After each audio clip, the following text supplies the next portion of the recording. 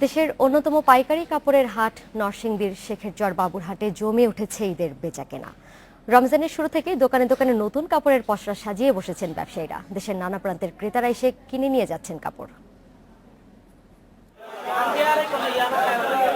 সকাল থেকে গভীর রাত পর্যন্ত এখন সরগরম বাবুরহাট। দারুণ ব্যস্ত সবাই, কেউ পণ্য কেনায়, কেউ বেচায়, কেউ বা পণ্য পরিবহনে। দেশের অন্যতম পাইকারি কাপড়ের বাজার হিসেবে পরিচিত শেখেরচর বাবুরহাট।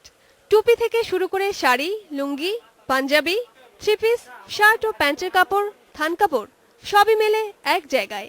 ছোট বড় ৩,০০০ দোকানে কাপড়ের পসরা সাজিয়ে বসেছেন ব্যবসায়ীরা। রমজানের শুরু থেকেই জমে উঠেছে বেচাকেনা।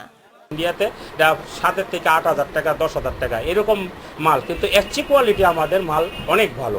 শুক্র, শনি আর রবি এই 3 দিনই বসে হাট। অন্যান্য বাজারের চেয়ে দাম তুলনামূলক কম, তাই ক্রেতারা আসে দূর দূরান্ত থেকে।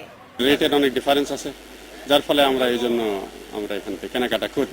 কাপড় জগতে যা আছে সম্পূর্ণ কাপড়ে আমরা কেনাকাটা করি। ঈদ উপলক্ষে এবং কি সর্বক্ষণে আমরা আসি, প্রতি সপ্তাহে আসি।